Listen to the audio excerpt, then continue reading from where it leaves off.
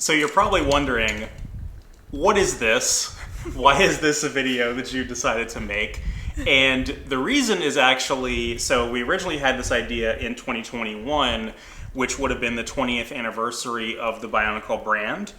And we got talking about all these abandoned toy brands, and there was a couple YouTubers that were talking about it. And I was like, man, you want to talk about a time capsule of the early 2000s, that if you were a kid born in like the early 90s or the mid 90s and you were like between 7 and 10 in the early 2000s, this was like nothing else. And people that are fans of Lego will tell you that there hasn't been anything like it since. And in terms of like lore and world building and stuff like that, this series has one of the most whacked out plots imaginable. And so we had this dumb idea of I was going to try to explain the plot to you to see if it made any sense, just so we could see your reaction on camera, but also to kind of take you down this rabbit hole with me together. Most of the sets that me and my brother owned are mine because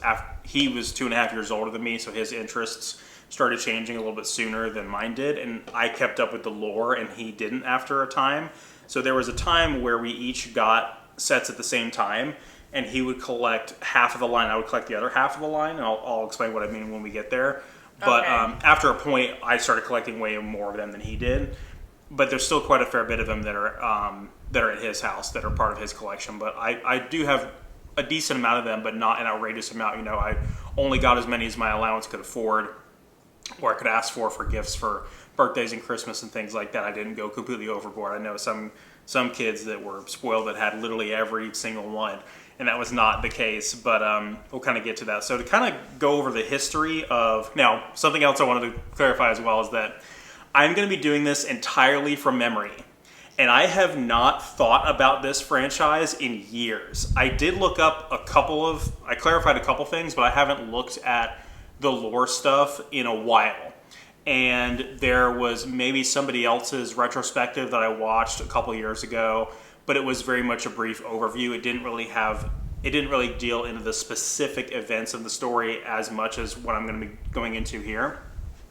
So a lot of this is literally just what I remember from back in the day. So those of you watching who are huge fans of the series, I want you guys to take this as an opportunity to see what I get right and see what I get wrong, and maybe correct me on in the comments, who knows.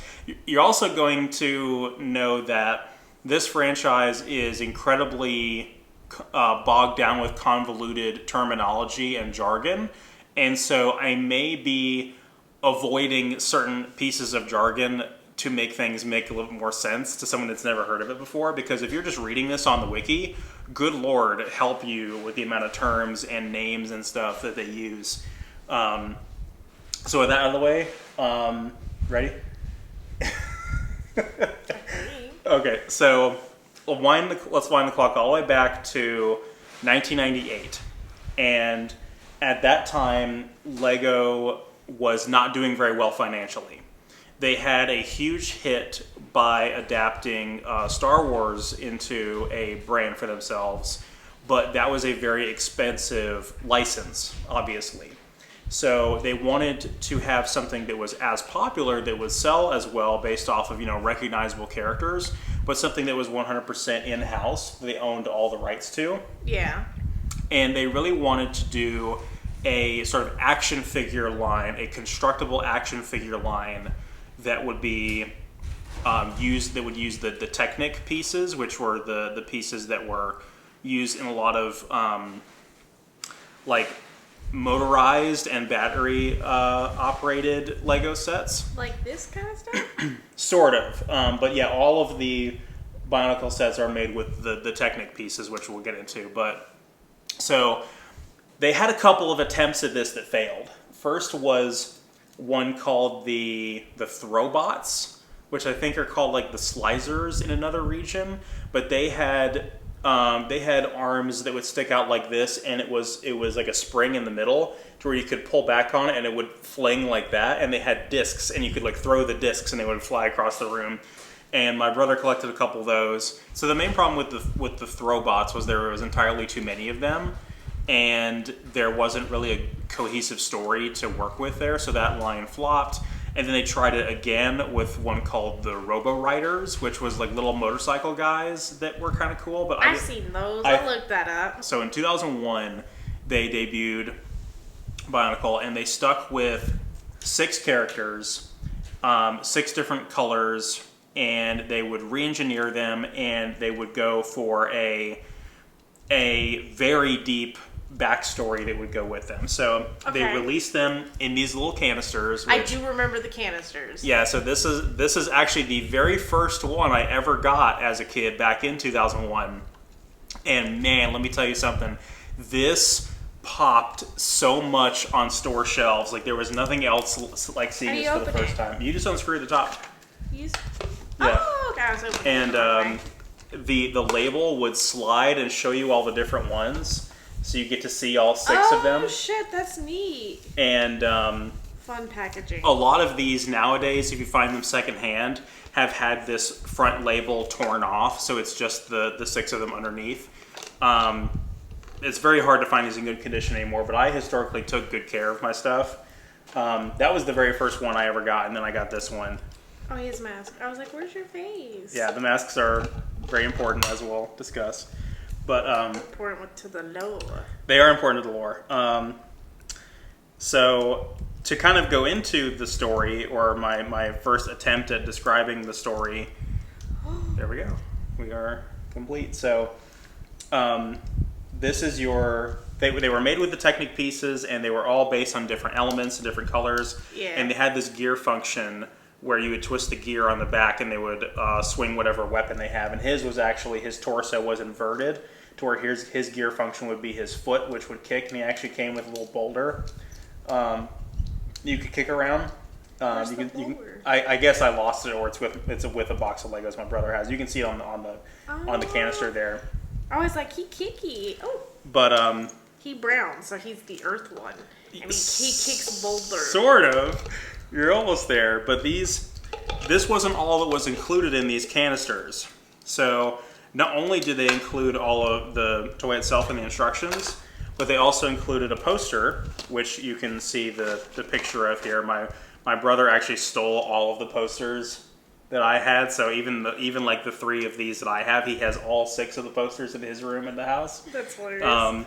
Are they still there? Yeah, they're still there to this day. Oh my god. But so they also included a little mini CD, a GameCube-sized CD, which had all of the lore on it. And the way that they delivered these was, it was a CD-ROM download with, honestly, really high production quality CGI for its era, where you could interact with it and you could learn the story that way. So there was nothing else like it at that time. That was like, you put the CD in your computer, it downloaded it, and there was this like ambient music and the CGI, this narration with a super deep voice that gave you the lore.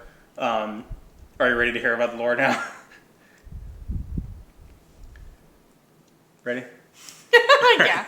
So the first little bit of exposition they give you on those CDs is a very easy to digest little chunk. It basically says that this story takes place on a tropical island setting, and it's broken up into different regions depending on the different elements. All of the villagers that live there are these guys. They're called the Matorans. Aren't they itty bitty? Yeah, sort of. Compared to the world? No, not compared to the world. Okay. So what am I thinking of? These are the Matorans. They're the villagers that inhabit the island, and they worship a great spirit called Matanui. And Matanui is like their god, and they named the island after it. So you're going to hear this name a lot. Matanui? Yeah, Matanui is the great spirit, and it's the island itself. That's how they named it. Okay. And the lore is that Matanui came down from paradise and brought the Matoran villagers good fortune and a prosperous life. And then his evil brother Makuta followed him from paradise and cast a curse on him that put him to sleep. And so now there are all these mutated abominations that wander the island and terrorize our Matoran villagers now. Are the mutations robotic as well?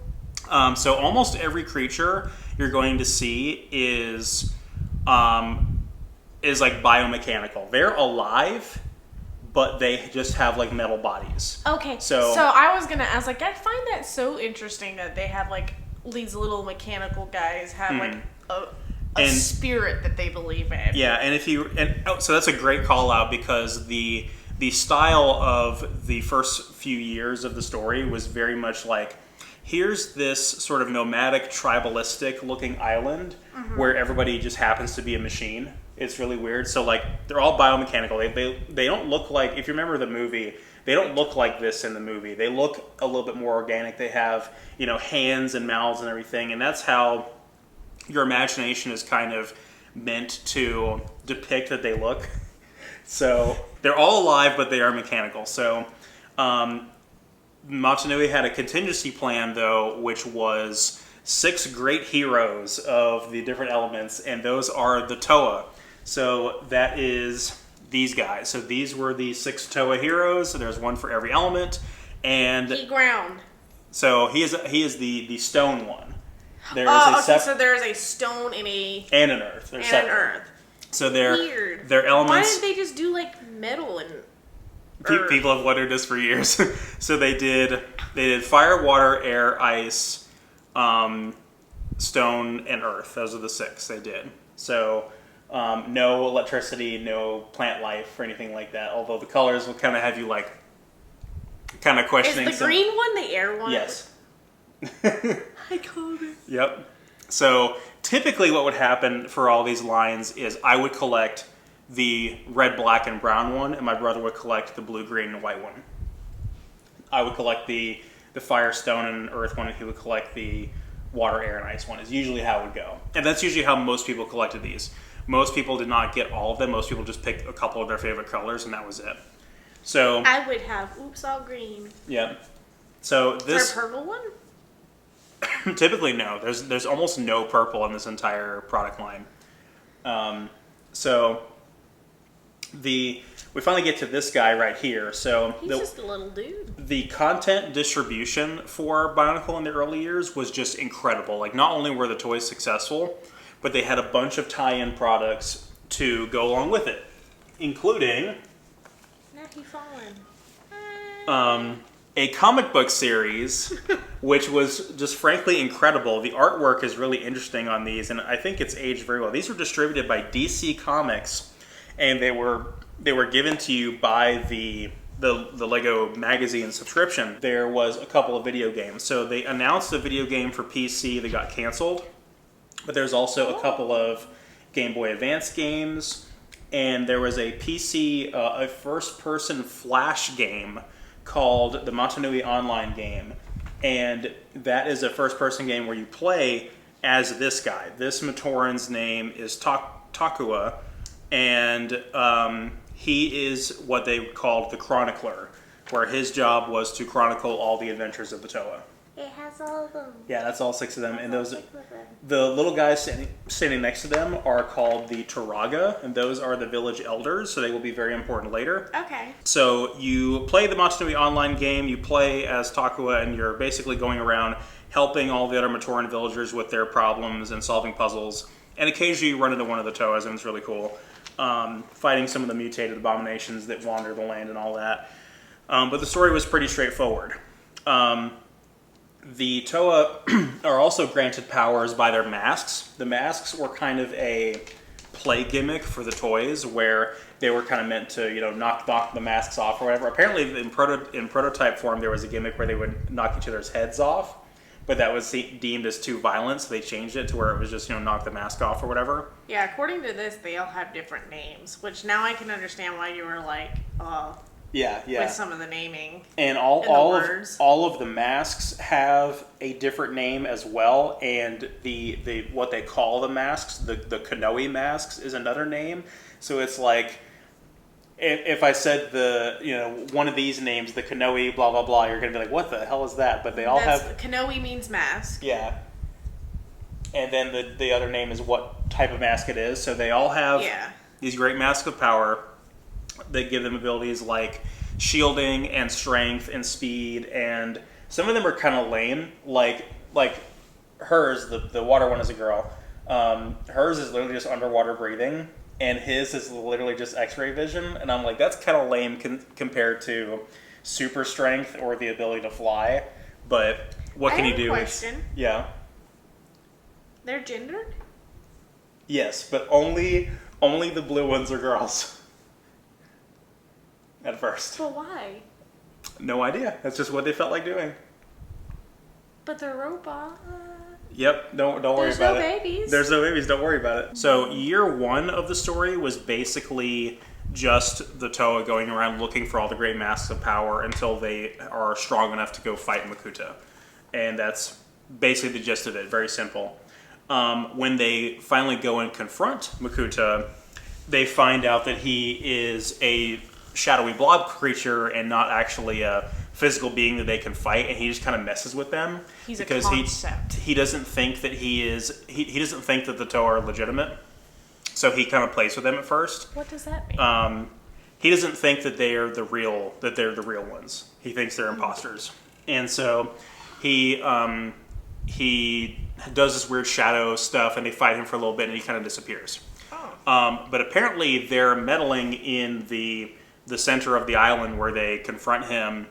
Awakens something deep within the island that causes a lot of problems for them in year two. This horde of creatures that emerge from the island and start just laying waste to all the Matoran villages. These are called the Borok, and they are a hive mind-like swarm. These guys, yeah. So almost everybody remembers these. Almost everybody had one of these as a kid. It's a little ball like you. Yeah. Or you just decided to come visit. And I remember having friends back in the day where, and this was the only one of these that I owned because my brother owned the rest of them. I think we completed this whole set, but he had all of them. Gimme. And the little gear function, Gimme. this one is a little... Oh, gimme! And that's designed to like knock the masks off the other characters and that kind of thing. So these guys, they Chicken-looking ass motherfuckers. Yeah. I love him. They can roll up in little balls and roll around, but they would be deployed in massive hordes. They actually are 100% mechanical. They are completely robots, and they are controlled by this mask up here, which is called a Krana, and this little rubbery thing can attach onto the faces of the Matoran or the Toa and brainwash them. So they generally... I was going to ask if they brainwash them. Oh, yeah. Shit. So what you're supposed to do with these is there's a gimmick as well where you can hold down the little eyes right there and go whoosh, and just shoot it out at the... Yeah. So... Oh, there he is. And this was a... Oh my god. This was a major threat for the heroes at first, and there were a lot of villages that were severely damaged, and some of them got brainwashed and taken over. But the villagers were actually incredibly ingenious with this. They actually would start taking some of the metal bodies of the ones that were defeated and start reconstructing them into like fighting mechs. And so the Matoran villagers had like these little like Rock'em Sock'em Robot boxer mech things they would make out of these guys and use them to fight back. They would generally ignore people unless you got in their way, in which case they would just brainwash you. How the Toa ended up defeating them was they ended up going into their hive nest where the queens were, and they ended up imprisoning the queens in like some kind of they like encased them in this prison. And that's how they were able to stop the swarm from taking over the island. Oh, after they defeated Makuta, they got golden masks as well, which I never got any of the golden masks. But does that make them like honorary heroes? Well, like, actually, you're the baddest of the bad. You have a gold fucking mask. What it actually did is it combined the powers of all the great masks into one, so all of them had access to all of each other's powers at once, which was pretty cool. Oh, that's neat. So you can see them just kind of destroying everything. Like here's all of them using the Mask of Speed at the same time.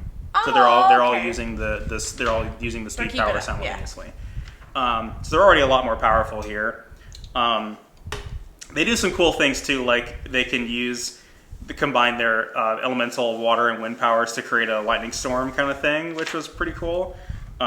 There's all the different designs for the Borok. But no electric type? Nope. Lame. And again, as the comics went on, they went and fought the queens. They fought them in these weird exosuit things, which were a very expensive kit that we never had as kids because they were very expensive, and a lot of the mutated fauna that they fought in year 1, and a lot of the kits like the Borak Queens were very expensive, and so we never owned them. There they are right there. We never owned them when we were kids because they were like $70-$80 when they came out. Holy shit. Because both of them were one kit. You couldn't buy them separately. You had to buy them as one kit. But yeah, they go and fight them, and in the process, when they imprisoned the Borak Queens, they fell into this like liquid pool of this unstable substance, and they actually re-emerged more powerful. So we get their upgraded forms, which are the Nuva forms. So we got a little bit of a redesign with our heroes there. Ooh, that's cute. And so this sort of began the release method. Now, these don't always cleanly fit back into their canisters, and as the series goes on, they fit worse and worse. So hang on, my guy. This would kind of solidify the release method for Bionicles, where they would go the first wave of 1 year would be, or one wave of 1 year would be the heroes, the other wave would be the villains kind of thing. So the first wave of 2002 was the Borak, was the villains, and then the second wave of 2002 was the heroes again, so it was the Toa Nuva. And once again, kicking gear function. So they basically just gave them new weapons, new masks, and some armor. Yeah, I was going to say, this one has shoulder pauldrons. Yeah, and he's got two swords. Does it go here like that? Yeah, and his gear function lets him swing both swords. He can also put them on his feet and have a lava surfboard kind of thing. That's such a cool idea. They really went over the top with the descriptions of these new powers too. Like apparently the upgraded Mask of Speed that this guy has can allow him to move so fast he can phase through solid objects, which just sounds ridiculous to me. What? So they got pretty powerful with these new forms, but it actually was not enough because in addition to falling into the substance, getting turned into their more powerful forms, they also awakened a alpha squad of Borak called the Borak Call. And this particular part of the story is a bit of a footnote. It's a bit of an afterthought. And actually, I don't have any of the Borak Call kits to show you, but they're basically the same as the regular Borak, but with silver weapons. And the little chicken-looking guys? Yeah, that's basically all they changed. And can I have not his arm, the pauldron, please? Yeah, you'll figure it out. I already ripped his arm off. You'll see. So the Borak Call steal the Toa's little power symbols from their temples that they already captured in year 1, and strip them of their newly upgraded powers. And then they proceed to try to go back and reawaken the queens. And for the most part, they are succeeding at this. The only thing that allows, and the Toa are like completely powerless during this whole thing. The only thing that allows them to effectively turn the tide, yeah, that's fine. The only thing that effectively allows them to turn the tide is one of the village elders gives them the Mask of Time, which is a very tiny, derpy looking mask, which I never got because it was like a special like Toys R Us giveaway, I want to say. Oh. So I never had it, but it allowed them to like freeze time briefly, and they were able to like cause the Borak Call to like their powers like reverted back into them, causing them to like self-destruct or something like that. Like it was wild. But they nearly lost that. Like they had no chance of beating those guys. They were really, really powerful if it wasn't for the Mask of Time. So they would have been screwed otherwise. And then we get to year 3, which is where things get really interesting. So year 3. How many years are there? There is 10. Oh, okay. So we're 3. So year 3 is one of my personal favorite years, and I think it is for a lot of people because this is when we had the movie that came out, and we had a bunch more video games, including the PS2, Xbox, and GameCube game that was just called Bionicle. My brother has the copy of that we did have, the PS2 copy, and it was very bad. I can't imagine it being that good. Well, why not? I mean, there's a lot of Lego games that are great, but the reason why it was bad was it just seemed like it was incredibly rushed, and they just had no respect for the source material because the game only has like 8 levels. Okay. And So minus an extra level where you play as the fire character again, there is only one level per character, and then there's one level per character. There's a second level where you're lava surfing as the fire Toa again, and there's the final level, and that was it. And they go through year 1 through year 3 in that amount of time. In that whole game? Yeah, it's ridiculous. What? And so that doesn't seem right. They would have, so for instance, the whole saga with the Borak Kala I mentioned, which they could not beat them in the canon of the story. You fight all 6 of them as one character, and you beat all of them as yourself. And actually, there's a really funny glitch that I managed to accidentally find. When you get upgraded to the Toa Nuva in the game, you can like charge up your energy and do like a little Nova Blast thing. And in the boss fights with the Borak, they always do this thing where they'll all be like tunneling underground and circling you, and one of them will pop up at a time, so you have to hit that one while it's in the air. And but at the start of the fight, all 6 of them will pop up and try to hit you at once. And so as soon as you go into the arena, you can charge up the Nova Blast thing. Mm-hmm. All 6 of them pop up, you unleash it, they all die instantly. Oh, well, shit. But it has like a 50-50 shot of crashing the game. So I did that a couple times, and it would reliably crash again. That was playing as the girl, as the water character as well. As you get later in the game, you actually get into year 3, which we'll talk about. The movie called The Mask of Light is what it was called. He's the main character of that movie. Him and his other Matoran friend, whose name was Jaller. And what a name.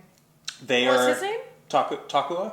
Takua. Yeah, and they are in search of the Mask of Light, which they are told, in some prophecy, they'll find the true wielder of it, and it will bring the 7th Toa, the Toa of Light, who will be able to defeat Makuta once and for all, because Makuta is now kind of back and meddling in things again, and he has started sending out his own like spawn after you. So he has these creatures that are kind of born from him.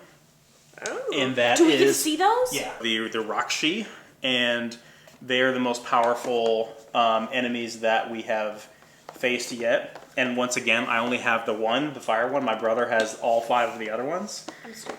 And these guys were definitely the coolest villains we had yet. Ooh, could be. So they have like these sort of insect or serpent-like faces, and they have these weird fins, and they have these staves that can, they have unique powers. These guys were insanely powerful, and they also have a gimmick similar to the Borak, where they have these little slugs that are the actual spawns of Makuta that control them. So, and if you kill these things, you finally kill them. But this is one of those things where the worm inside of your brain. Yeah, this is one of those things that the Toa were pretty outmatched for these guys. The movie Mask of Light is basically the Rakshi systematically destroying all of the villages across the island, and the Toa being more or less helpless to stop them. And so, you know how I complain, you probably heard me complain about this before, how like in every superhero movie, there's always this talk about like when the first Avengers movie came out, I complained so much about the amount of screen time dedicated to them like bickering and all the infighting. Remember me talking about that? Yes, I do. So the reason for that is because that was so derivative by the time that I got around to that movie coming out, because Bionicle did it all the time, where their whole thing was like, don't fight amongst yourselves, your unity is what is going to allow you to prevail, and they would keep harping that message. And so most of them losing in that movie was due to them infighting or disagreeing.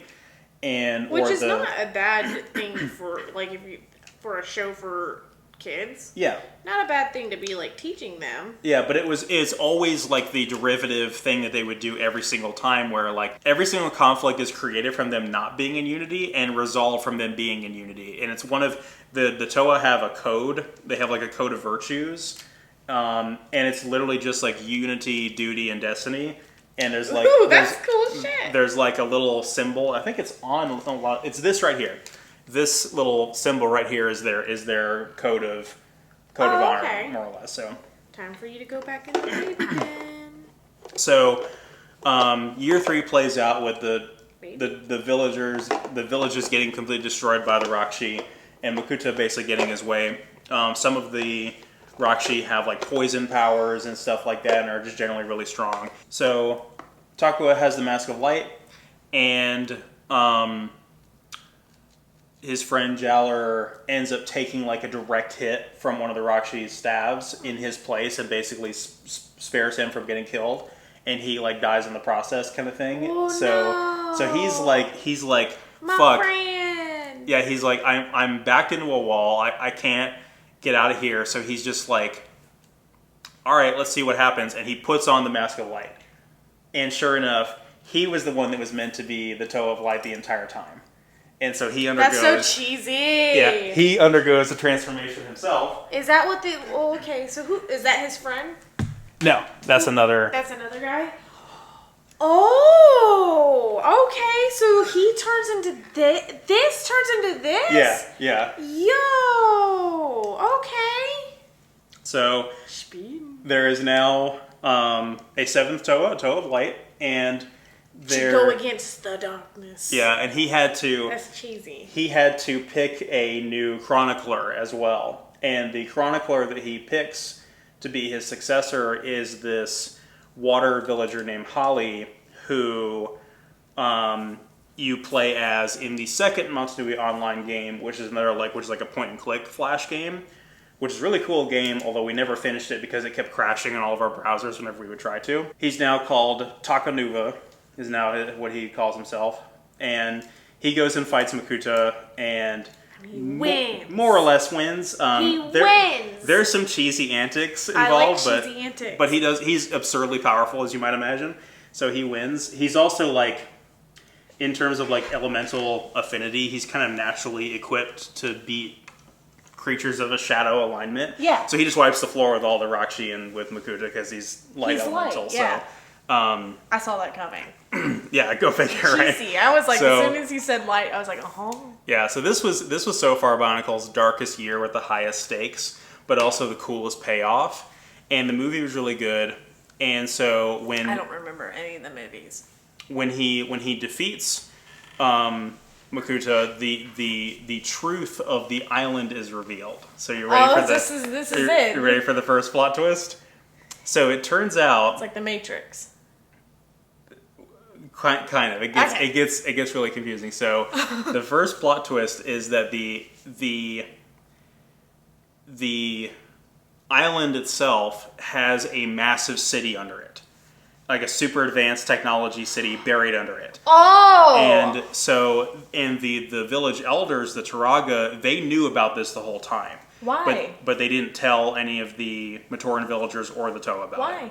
Well, we'll find out. So with Makuta out of the way, the elders are like, all right, guys, time for a confessy Wesley? Probably should tell you guys what's actually up. And so they also say, hey, the Rakshi just decimated all of your villages. How about we actually go home where we're meant to be? So let's return to our original city, which they called Metro Nui. Go figure. And so it's like, let's all return to Metro Nui, and I will tell you guys the truth. And so years 2004 and 5 are prequels, where it is the story of what happened to Metro Nui. So, okay, the Turaga, the village elders, used to be Toa themselves, and used to be the god. They used to be great heroes. Okay, they used to be great heroes. And so our great heroes would turn into that? Yeah, they turn into the village elders or whatever. So we get to 2004's kits here. You may notice that they're starting to get a lot more joints. They're starting to get like elbows and knees. Yeah, I noticed the knees. The articulation and the posability is starting to get a lot better, and but they're still using the gear function. As a little throwback, his weapon is a disc launcher. Oh. So, yeah, he gets a little disc and you can squeeze it and... Dice. Dead from disc. So, this is Vakama, who is he was the village elder in the first 3 years for the Fire Village, and he's the Fire Toa in year 4 in the prequel year.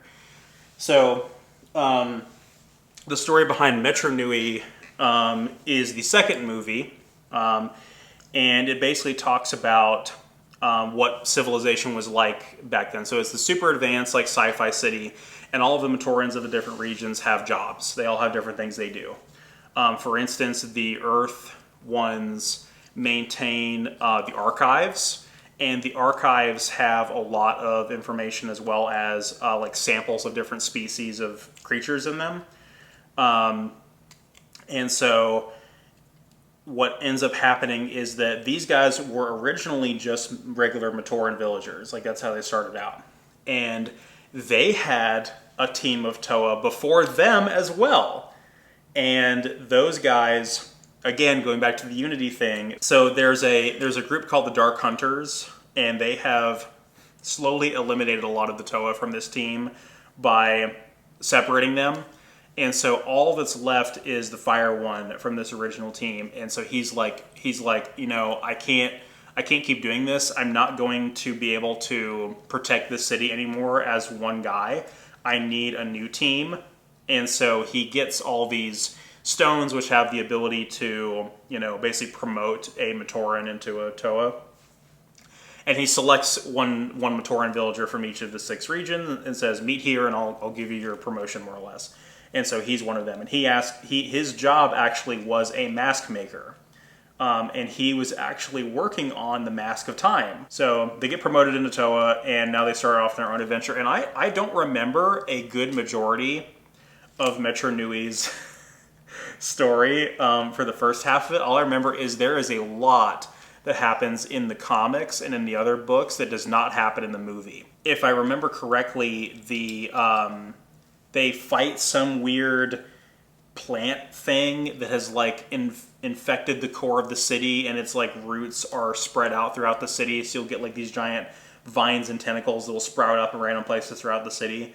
So they're basically fighting a plant for the first half of the Metro Nui storyline. The plot rears its ugly head when they find out that the village elder of Metro Nui, the one Turaga they have, is actually Makuta in disguise. And so he's been, you know, he was trying to take control of Metro Nui and all the villagers from the inside from day one. And so they have a... Sabotage. Yeah, so they're like, oh, he's an imposter, so they have a fight with him. Among Us? And it's at this point in the timeline when Makuta first puts the Great Spirit Motunui to sleep, like I mentioned. And so... So that didn't happen that long ago? Well, it was actually about 1,000 years. So... How old are these? I mean, they're robots. I guess that makes sense. We'll get to that, but yeah, so... these guys are fighting Makuta in Metro Nui. He puts the Great Spirit Motunui to sleep, and when he falls asleep, there's like some stars in the sky, and they go out, and there's a massive earthquake, and Metro Nui is like falling apart, more or less. Holy shit. So, but of course, Vakama has the Mask of Time that he made. So he uses the Mask of Time and slows down Makuta, and the 6 of them manage to imprison him in this like solid rock casing or whatever. And they're like, okay, well, we stopped him, but our village is falling apart, and all of our villagers are starting to like forget who they are, kind of thing. So it's like, let's move everybody out. Let's evacuate and start a new life somewhere else. And so these Toa invest the last of their powers into reviving all the Matoran villagers and wiping their memory, to where in year 1 it starts out how it started out. Does that make sense? Yes. So they also call for the replacement Toa, to the ones from year 1, to arrive. I think they put in the request for them to show up. Where did they come from? They come from the center of the Matoran universe. They come from the core, but their canisters, these things, malfunctioned, and so they were adrift at sea for 1,000 years. is what happened. So that's why they didn't. That's why so much happened between the fall of Metro Nui and year 1. Is the canisters were adrift at sea. Who sent them? They called for them and they just launched out of the center of the universe. I'll explain more when we get there. Who? I'll explain. Who makes that happen? Meanwhile, Who makes that happen? I'll explain because we will go to that location in year 8. So we're like 3 years away. Yeah. So, but Vakama has to go back for the Mask of Time. And this is an arc of the story that is not covered in the movies, but it's really important. Where actually, I'm skipping ahead a little bit. So we get to 2005, and which is where the third movie, which I own. I don't have the other two, but eventually one day I'll track them down. Oh, this red ass case. This year was kind of phoned in. So as they're evacuating all the Matoran from Metro Nui, the city gets overrun by this weird hive of these spider-looking things, and there's a couple of... That thingy? Nope. They're little, and they launch discs as well. But, do you have one? No, I don't have one. I only have 2 kits from 2005, and it's because that year was the least appealing to me. And I'm trying to think of what else I was doing in 2005, and it was probably playing Yu-Gi-Oh! Yeah, because that was one of the best years for Yu-Gi-Oh! But so the the city is overrun because these two titans have brought in this infestation of all these spider creatures. And so they get mutated and turned into like these beast-like versions of themselves. Why? And they have to like fight against this weird primal rage thing they have going on and like overcome that in order to find their... Overcome angry? Yeah. And so okay. Our protagonist here, Vakama, the Fire Toa, is going through a lot of shit at this point. He's undergoing a lot of personal turmoil because he never thought he was cut out to be a leader. And he worries that a lot of his team doubts him and he has let them down. And so you combine that with the fact that he kind of has, in a way, with them getting into this situation. And they resolve that conflict. They get turned back into their normal selves. And then he has to go back for the Mask of Time. And he ends up having to release Makuta in the process, and Makuta makes a bargain with him, and he's like, I will give you 1 year of prosperity on this new island before I start fucking with things. And he's like, deal. And what a dumbass! Well, no, he got lucky because that 1 year turned into 1,000 when a civil war breaks out between the Dark Hunters and the Brotherhood of Makuta. So they had their own inner fucking issue. So the villains had their own fucking problems. Yeah, and it's revealed at this point that Makuta is not just one being. It's actually a species of beings, which we'll get to that way, way later. But when I say the Brotherhood of Makuta, I don't just mean one guy and all his loyalists. I mean literally him and all of his brothers. And the main Makuta, who's been in the first 5 years, his name is Pterodex. That's his actual name. Fucking incredible just name. call him Terry. No, we're not. Pterodex is fine. Yeah, so we're gonna... It's so 2005. Yeah, well, it's also like... We didn't know that for the first several years. We just called him Makuta, and we realized, oh my god, it's actually a whole tribe of these things.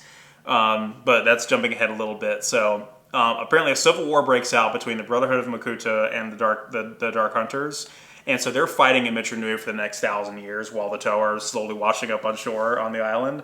And so they had plenty of time. But I can't help but feel like, in hindsight, because I thought about this in preparation for this video, but I couldn't help but feel like this guy is like really the true hero of our story.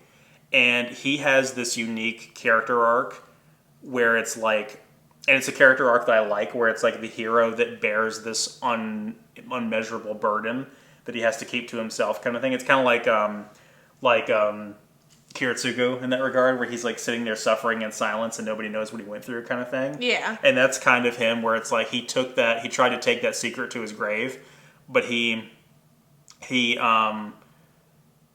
protected the villagers. They're going back to Metro Nui, and he recovered the Mask of Time, which let the Toa in a previous fight win.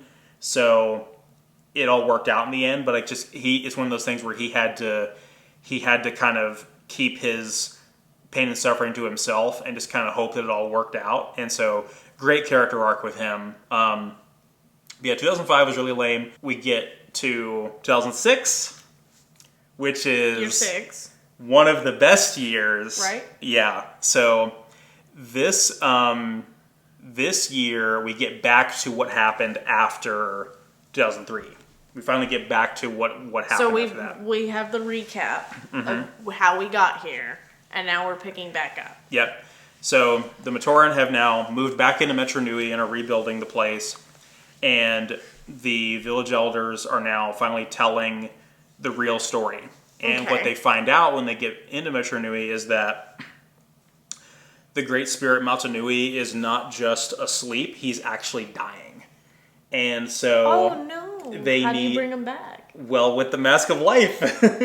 And so you can't say you didn't expect that, did you? I didn't, actually. I'm just kind of like, how do they do that with a mask? Yeah. Of course they do. So there is another island that is on the surface, just like how the Matanui Island is, but it's off into the ocean. And it is where they are said to have to go to find it. So the 6 original Toa from years 1 through 3 all venture off to this island to go find it. Okay. But in the meantime, that island was taken over by a gang. Oh shit! Oh! What the fuck is this? Him, Spiky Boy. Yeah. So these are the Paraka. Ew. And they were introduced with a rap song in 2006. So wave one That's so fucking cool. He's nasty boys. They've got these weird rubbery skeleton looking things. Spine spiky things, yeah. They have light up eyes. Of course, the battery's probably dead now. Oh, his work a little bit. And they have glow in the dark teeth. Do they really? I don't know. Acting like that's gonna work. Again, the articulation, the posability got a lot better as well. He's got little feetsies, like dragon ones. Are they elemental based too? Sort of. It's not terribly relevant. They have awful powers. Like they have like weird psychic powers and stuff. And this was the year that the series got like really violent because all these guys have like guns and stuff. And if you like, they all have double-sided weapons that flip out like so. And this little thing right here holds a little sphere that it can launch out. It's called a Zamor sphere launcher, which I'll try to find one here so we can demonstrate that. But the commercial for these guys was like a rap song kind of thing. That's amazing. And so when the Toa land on the island, Voya Nui is what it's called, these guys hand them their ass. I bet they did. They looked like they would. Yeah, so the Paraka hand them their ass and they imprison them. And so a bunch of time goes by where everybody back on Metro Nui is like, where the fuck are our people? Where have our heroes gone? They haven't returned. We haven't gotten any word from them. The only one that didn't go was Takanuva, the Toa of Light. He stayed behind to protect Metro Nui in case anything happened. So the original 6 all went to go fight these guys. Well, they didn't know they were going to be fighting these guys. So here's what actually happened. So the Paraka went to Metro Nui. They were originally part of the Dark Brotherhood, and they split off to make their own faction. They find on the Matanui Island where the final battle against Makuta took place, and they find his armor, and he's like, he's not in it, where'd he go, kind of thing. And so these guys are also complete fucking idiots, like big time. Are they like himbo idiots? Yeah, they're a bunch of thugs. So they're himbos. Yeah, and so one of these guys, except attractive, sort of. They all have different shaped. Depending on who you are. They have different shaped heads as well. If you look, that's kind of cool. Yeah. They have. I think they're neat. I have We actually didn't. The only one we're missing is the green one, and the green one was actually the leader. Oh, you're missing the green one. He's the leader. You keep handing me red boys. He has a really fun power where he's made up of a bunch of little nano-organisms. And so he can like disassemble himself into a bunch of little bugs and stuff, and then come back together. Yeah, he's really cool. But so these guys went to the Matsunui Island, found where they fought Makuta, saw his armor without him in it, and said, "Okay, where is he?" And one of these idiots picks up Makuta's weapon, his fusion staff, and is fucking with it, and he zaps another one of Baraka's, I couldn't remember the name, and splits him off into two people. And so the blue one now has a clone who is that guy riding the giant spider. We'll talk about him a little bit. Okay. So he steals the fusion staff and goes and fucks off. So is that the fusion staff? Yeah. Okay. And then the Paraka are like, all right, we heard about this Mask of Life prophecy thing. Let's go hijack the Toa's canisters and go sail over to the island. So they hijack the canisters and they go sail off to Voya Nui. And the Matorian that live there see the Toa canisters wash up and they're like, oh shit, we're saved. The Toa have arrived. And they walk up and they're like, yeah, worship us. We're your heroes after all, right? Kick. And so they start enslaving all the villagers there. You little dickhead. And then the Toa show up, have their asses handed to them, and so they send off a detachment of Matoran to go find out what happened to them.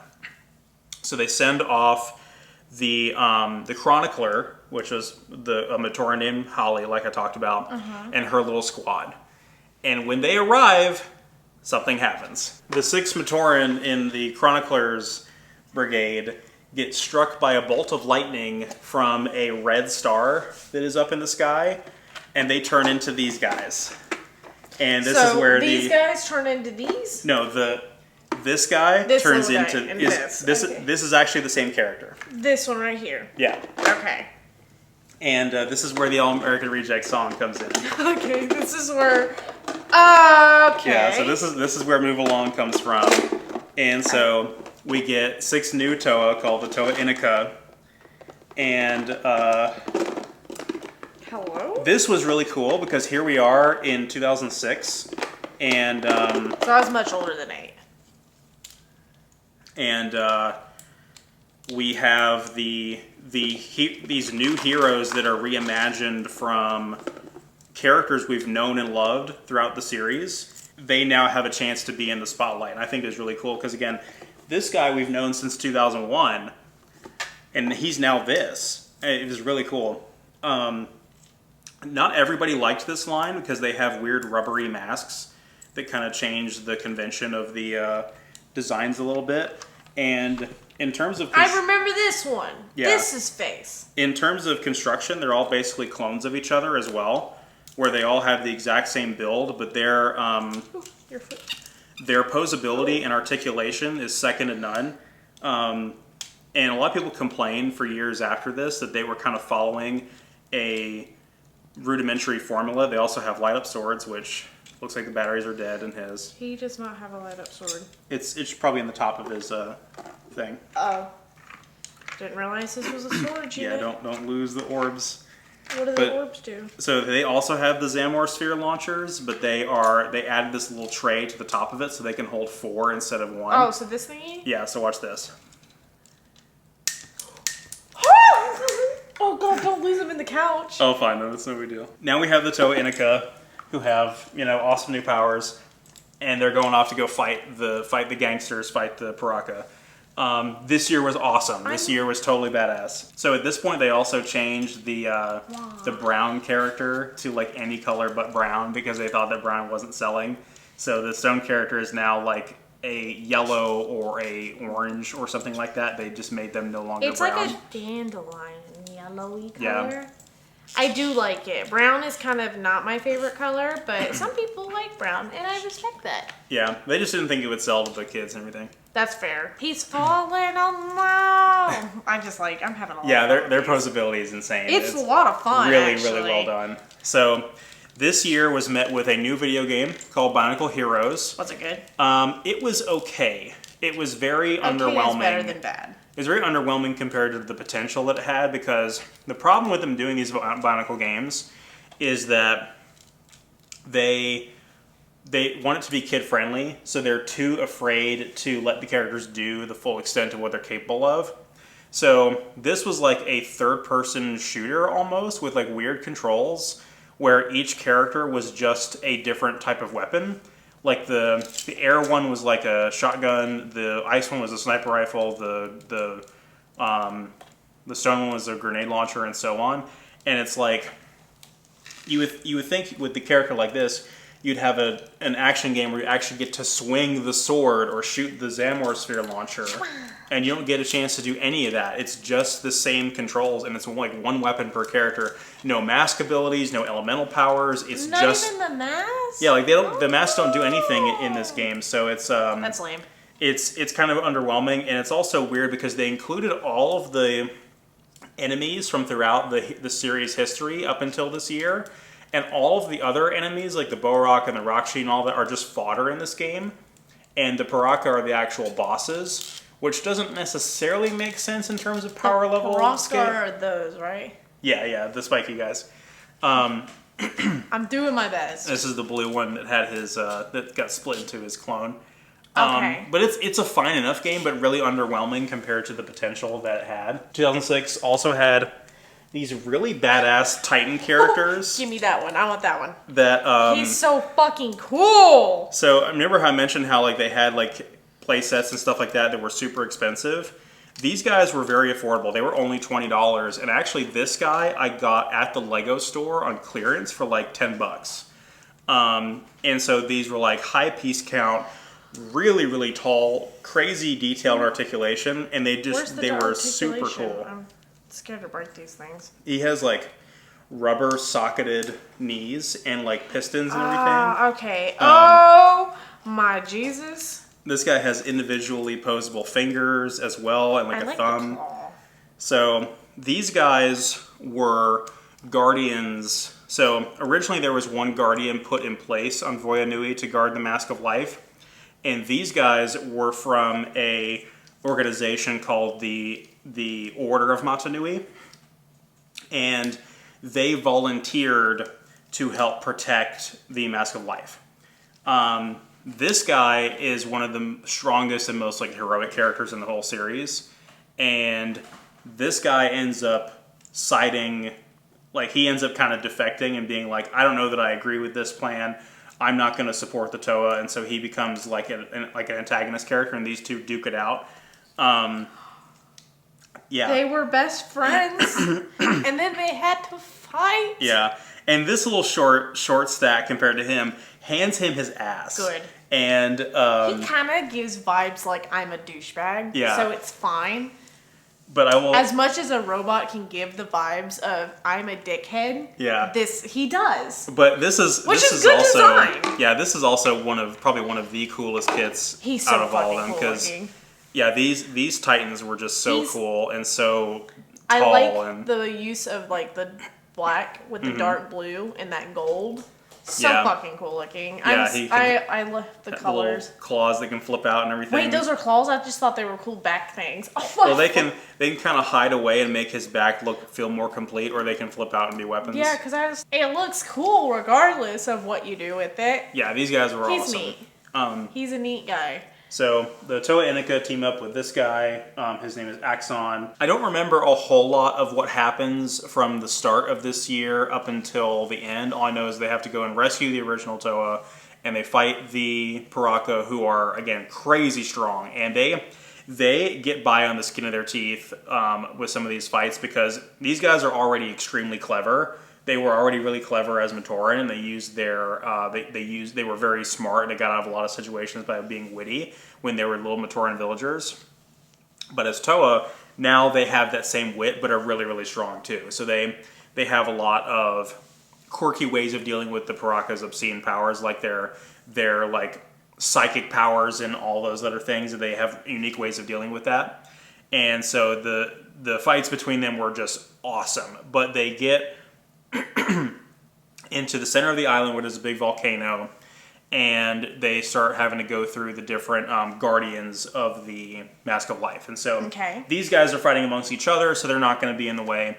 They fight a guy named Umbra, who gives them a run for his money, give them a run for their money, because he can like do weird time warp shit and all this, and they beat him. Is he like Dark Element, Umbra? Sort of, yeah. That was a really rare kit that I never got, because he was like a Toys R Us exclusive or something like that. And then they finally get into the center, where this guy is. The Paraka Vizok got hit with that fusion staff and spawned his clone, which they just call Vizon. And so this is Vizon and his spider thing. And its mouth opens so big. He is completely insane. He's a complete maniac, and he has the Mask of Life grafted to the back of his head. What do you mean? So, Lord, son, where are you going? You drunk? This up here is the Mask of Life attached to his head. And so... What a bastard. Yeah. I respect that. I respect the hustle. So, the 6 Toa Inika have to go in and fight this monstrosity. I think the spider thing turns into a dragon at some point, something crazy like that, which that was like a fusion kit between this kit and some other kits. You had to like build it yourself kind of thing. But fucking wild. Eventually, there's so much happening here. Yeah. Eventually the ice Toa, Matoro, is able to get a clean break and runs up on him and like tries to rip the Mask of Life off the back of his head. And he succeeds, which knocks him out. He's like knocked out from the trauma of having the mask ripped off the back of his head. And so Matoro successfully recovers the Mask of Life, right?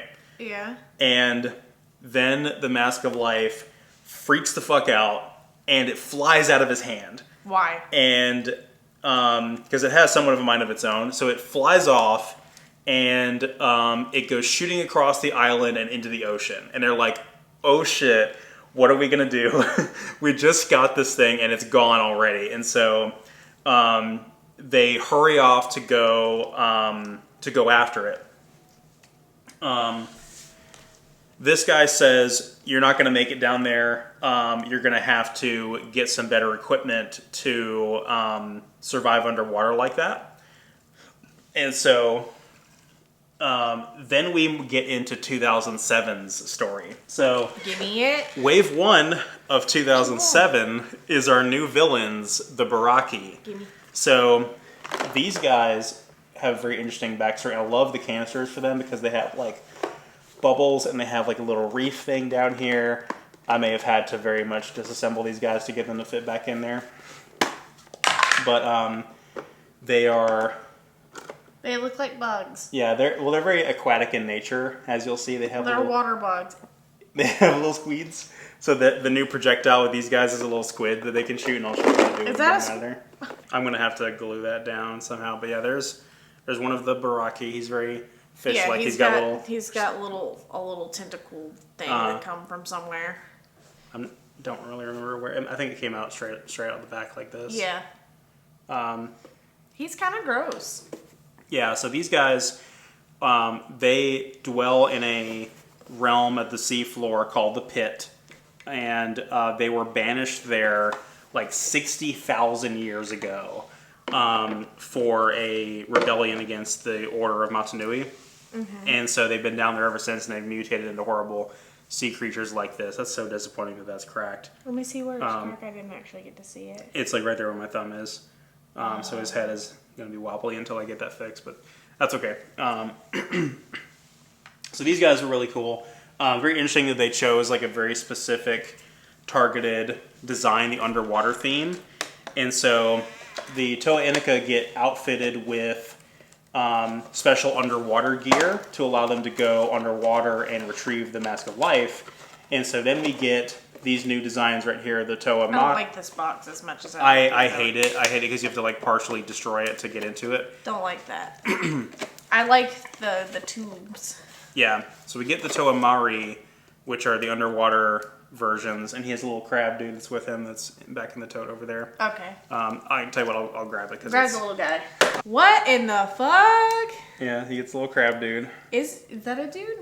I mean, I guess if they're robots, they're all dudes. Except for the girl ones, which are the blue ones. So, and we get a new projectile launcher as well for this year. Which, whoa, hang on a second. What? It doesn't go on there? He hangs from there? He's like walking it. Yeah, I don't remember what these are called, but they're really cool. What You have the to fuck? You have to hit it with a lot of force to get it to really fly out. Yeah, because it functions on air pressure. Yeah. One of the things they did with this line is they tried to make them asymmetrical, or not asymmetrical, like... Oh, there's extra little bullets on his back. Yeah. They tried to make them not all the same in terms of proportions, and you can see on the back of the box here. They tried to give them like different shapes and proportions and really try to differentiate them more than with the Toa Inika, because the problem with the Toa Inika was that they were all clones of each other aside from the masks and the weapons, and people didn't like that. These still have the engineering and the posability, but in terms of their builds, they're a lot more diverse. Can these stand up on their own? Yeah. Oh. And then you can kind of see this little diagram right here. There's Voya Nui, which is where year 6 took place. It's above the water. And then Mari Nui, the underwater city, is like connected to it with the stone cable almost. And so this is where we get the Chris Daughtry song, is with, I'm going to see if I can find it on YouTube really quick, and we'll be right back. Yeah, so we watched the 2007 trailer, which is just so badass, and the CGI has aged really well. And they fought this guy. He fought the other guy, but so there is that guy right there. Yeah, with the silver. Yeah, he fought this guy. So I found the other blue ball. I don't really. I'll be honest. I don't really remember a whole lot of what happens in Mari Nui, like any interactions with the Matoran or anything that live down there. But he has a very loose hip. Just watch that. But the resist of just shooting Astra with it real quick. But so I don't remember a whole lot of what happens in the story aside from what is in the comics, and the comics are very fast paced and they leave out a lot. But this is basically like a mad dash for the Mask of Life as far as the comics are concerned. And some of the Toa get split up and they befriend this guy whose name is Maxalos. And he is a giant robot. He's completely mechanical. And he's helping them more or less find the mask and everything. And Motoro, the ice Toa as well, who does not look like this anymore because he's wearing underwater gear. Yeah.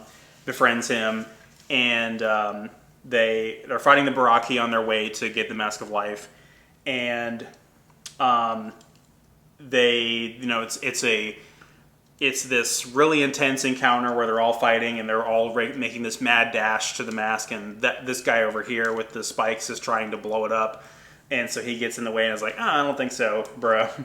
And he tries to blow up the Mask of Life? Yeah, he like shoots at it with his cordite blaster. I don't know, he's weird. It is then revealed, and I actually don't know if any of the Toa actually knew this or not, but it's revealed to us, the audience, that inside of this robot, the consciousness that's actually possessing it is Makuta. So he's actually in this Maxalos robot thing. Like there's the spirit that they believe in? No, the main villain. The main villain? Yeah, the main villain is that's actually... why I was confused. Yeah, he's helping them. Right. Why? But think about how many years it's been since we last thought about him. So we haven't seen the hide or hair of him since 2003 at this point. And now we found him underwater in the middle of nowhere inside some robot. And it just seems so innocuous and weird. But yeah, Makuta Pterodex was possessing this robot. So he helps them for a little bit. And then Motoro, the Ice Toa, he gets his hands on the Mask of Life.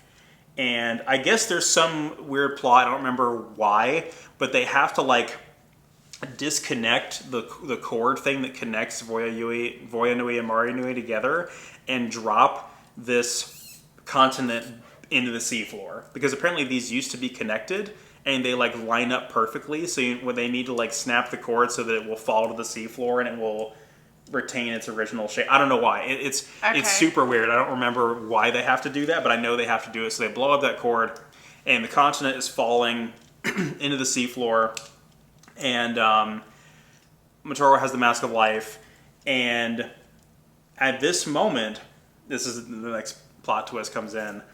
So they fail. The Great Spirit dies, and so they're like, "Oh shit, we were too late." He died on there because they got kidnapped and took their fucking sweet ass time. Pretty much, yeah. So they're like, that's what happens when you slack ass. I'm kidding. So Motoro is sitting there with the Mask of Life in his hands, like, I fucked up. I was just too late to save him, and now what am I going to do? And so he has like a vision or something, and he's like, I can still pull this off. It's not too late. And so he goes into the core of the planet, basically where where the continent is going to fall. He's going there first before the continent like crashes down into it, and he's like, I'm gonna do this. I'm going to. Which one is this one? The ice one. This one right here. So, and he ends up using the Mask of Life and sacrificing his life essence to resurrect the Great Spirit. Okay. And so this was one of the first like major deaths we had in the story. Ooh, and someone else died, didn't they? Oh, so I forgot about this. I should have clarified this. It was his friend that died, right? Yeah. So he actually was saved. He didn't die. He was like mortally wounded, but they saved him. Oh, okay. And he actually ends up being this guy. His friend does. So his friend ends up being the leader of the Toa Inika and therefore the Toa Mari. Yeah, that should have been something you mentioned. Yeah, I forgot to mention that he survived that. But he does. They assumed he was dead, and it might have actually been a retcon because they might have thought that you could bring somebody back to life a lot easier before they had written the Mask of Life as a plot device into the story. Does that make sense? Yeah. So so Motoro sacrifices himself to restart the Great Spirit Motunui's life. So he's still alive, but he's still asleep. They basically bought themselves some time, but they still have to go to the core of the Matoran universe and use the Mask of Life again to properly awaken him. Okay? Okay. So with the power of the Mask of Life and the remainder of his life essence, he teleports all of the Toa back to Metro Nui and makes sure that all of them know what he did. They know of his sacrifice. So basically, I died for this. Don't fuck up. Exactly. And so this team, the Toa Inika / Toa Mari, this same sex, they're tired out because they just had two major adventures back to back where they fought the Paraka, they chased the Mask of Life, they chased it into the water, put some scuba gear on, fought the Baraki, and lost one of their critical team members. And so they're done. They're sitting this out for a little bit. They did their job. They deserve a break, especially with a fallen comrade. And so the original 6 Toa, who got their asses handed to them by the Paraka, are like, all right, we let you guys down on that one, so we're going to step back into the spotlight and we're going to finish this once and for all. You guys have earned your rest. Thank you for getting our asses out of that trouble. We're going to... Which ones were the original 6? These from... Yeah. Okay, so like that size guy. Yeah. Okay. So these guys are retired for the time being, and these guys are coming back into the spotlight. Okay. And so they're like, all right, it's time for our final mission. We are going to go to the core of the Matoran universe. What year are we in? We're going into 2008 now. Okay, so we're in year 8, so... Which is the final year for me. And they are going to go use the Mask of Life on the core of the Matoran universe to reawaken the Great Spirit Motunui and end this once and for all. The only problem is who is going to meet them there is the Brotherhood of Makuta. So of course, all of the other Makutas, plural, are going to be their enemies this time around. Right. So, because why would they want?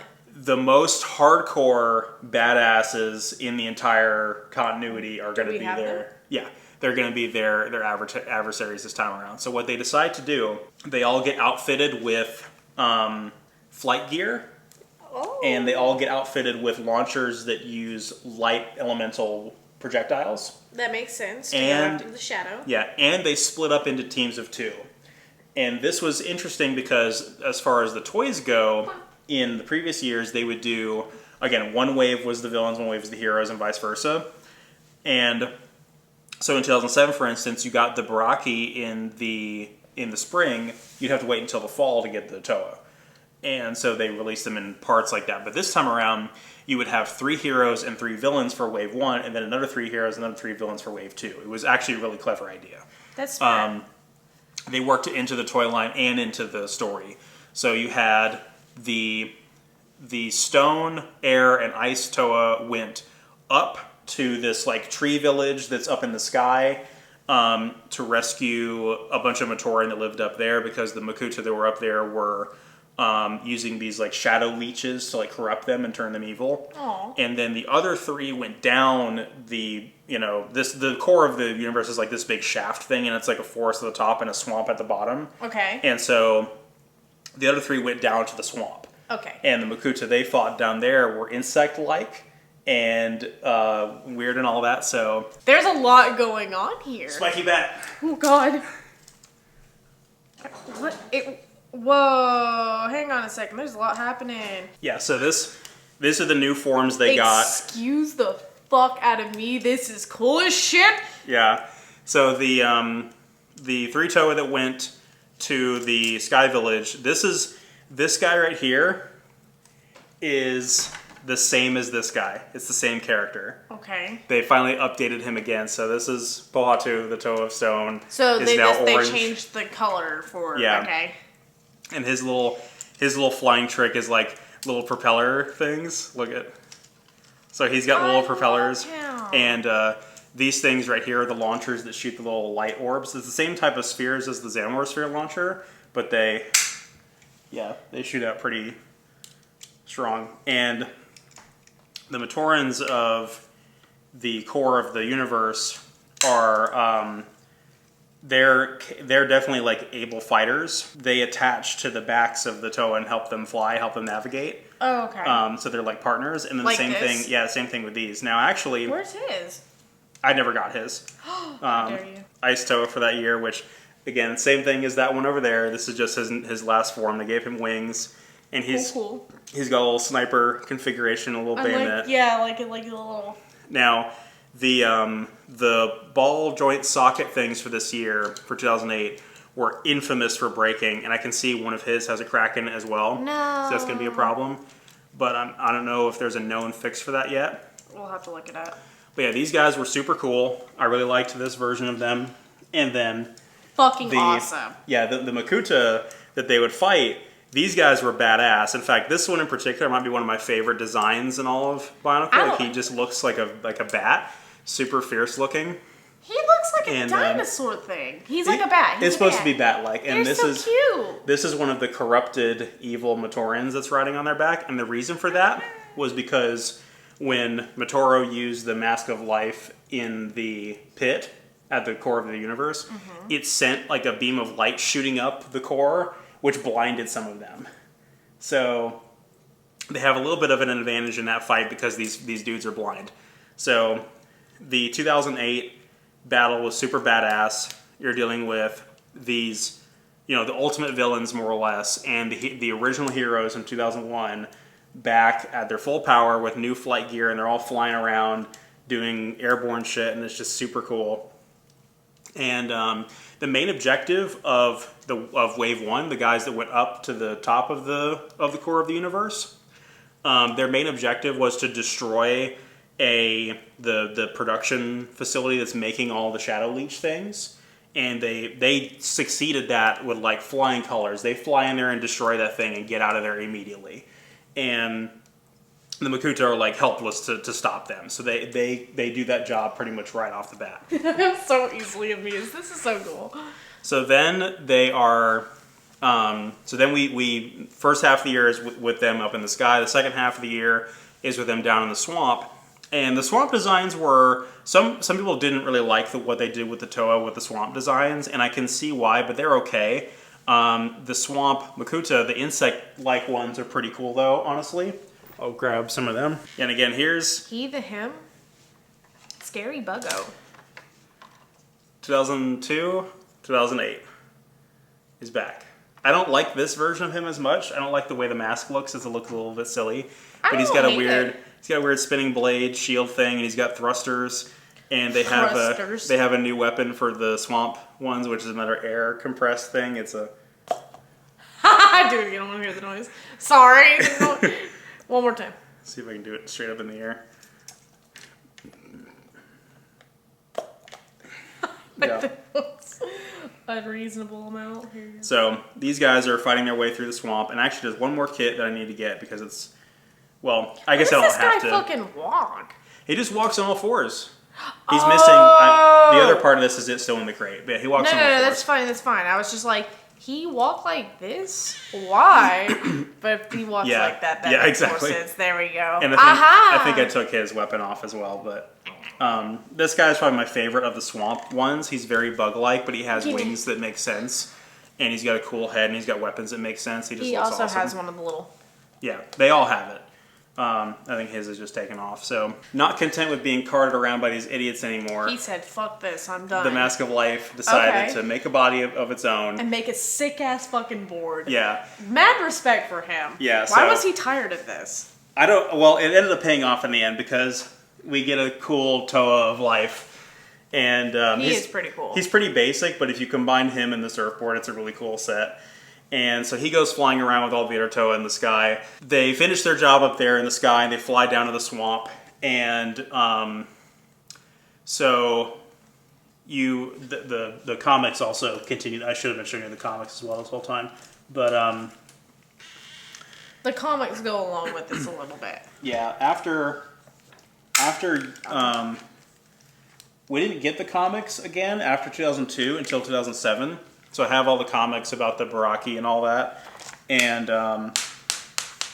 so you can see like Motoro sacrificing himself to use the mask to revive the Great Spirit and everything. Oh. And I think that ball went under the couch. That's fine, I'll get it later. Yeah, you can see his whole thing when he sacrifices himself to do that. That's so sad. And then we get to the 2008 comics. This is the Toe of Air, how he looks in his flying form and all the battles and stuff that they do. And so the comics are so nicely done. Yeah, they're so small. They're so cute. They really are. And I like the really good looking. The line art. Then we go to the swamp, and so they're fighting them down there in the swamp. You see the little weird guys in action. You may be wondering, we may be missing somebody. We may be missing a certain Toa. So where is the light boy? This guy, who at this point is now trying to get to the center of the universe. Staying alive. He has this guy of all people. I'm pretty sure his mask is the one that allows you to teleport. He's like, teleport me to where they are. So he does it, and it malfunctions. And so he gets set on his own like little side story, his own little extra dimensional side story, which is like a little side novel or whatever, which is on the website. And he ends up in an encounter with one of the shadow leeches. And it's like a near-death experience kind of thing for him. Like he tries to like fight off the power of it, but he ends up kind of absorbing some of the power and having like some shadow powers as well. Light and darkness power? Oh, so, shit. Does he get a form? On the other side as this guy. Oh, I would not have guessed that was the same guy. Yeah. So 5 years later, he's back, and this is his new. Look at how much taller he is! Like, holy crap! And so yeah, he grows exponentially. His spear becomes fucking awesome. Yeah. Look at him. And this was the last Bionicle kit that I ever got. And so this is everything else has been a part of this story. Yeah. And, okay. And the reason why this one is so... Where the fuck did that thing come from? That was from a side story in 2007. Okay. So this one's really special to me, obviously, because it's the last one I ever built. And I knew it would be the last one I ever built when I got it. And because it was one of my favorite characters, it's the Toe of Light back in this awesome new form. It was on display in my old room forever. Like it's been out and on display the entire time, even though as the rest of these were put away in storage. So... He's really cool. That's pretty much it for the kits. And now we can talk about kind of the finale of the story and how things play out. So get ready for this. And I actually don't have the comic where this takes place in. This was the last issue of the comics that I got, which there's Takanuva there front and center. And so they join up and they fight their way through the core, battling all the Makuta. This is like the big battle shot right fight. here. Ooh, it's so cool. And they get into the center and the Mask of Life. There were these weird like play sets back in the day as well, like these vehicles that were like stupidly expensive. Yeah. And I don't know who could have ever afford those, but I certainly didn't really care for them because they didn't really drive the story forward, so I didn't really care for them. So I don't have the final comic. I guess they quit sending it for whatever reason. So they get through the center. Okay. And they have the Mask of Life. The Mask of Life is his own being at this point. He's his own guy. He's this guy. And so he decides... He's with them. He's like, all right, I did my job. You guys took care of me up to this point, and now I'm going to do my part and take care of you guys. So he absorbs the body back into the mask. The body goes away, and the mask shoots into the core of the universe to finally wake up Matanui once and for all. And what is Matanui like? I'm gonna pull up a picture really quick here before I see. So this is like 8 years in the making to finally see what this guy looks like, right? Yeah. Because from all they just know he's been asleep. Have they seen him while he's asleep, or they just know he's asleep? Well, they don't know what kind of form he's gonna take because he's a god. So right. It's a regular ass human being. What? I'm going to save this picture. Okay. And I'm going to show it to you after I tell you this information because it's very revealing. The Great Spirit Matanui finally wakes up. Yes. This is what we've been working for 8 years. Yes. And so do you want to know what form he took? He's a human being. Not quite. But am I close? I'm going to show you this image. Okay. And what this image is a map of the Matoran universe. Every location we've visited in the story so far. Okay. And I want you to see if you can figure it out. So there's Metro Nui up there. There's Voya Nui where Year 6 took place. Anything seem odd about the shape of all this? Is he an island? Sort of. I mean, it's the shape of like one of the guys, right? So Matanui is the Matoran universe. He is the entire thing. This is I'll show it. I'll edit it on the screen so you guys can see it. But what Matanui? He is the island. He is islands. He's the entire thing. He's the entire. So what? Wait. He's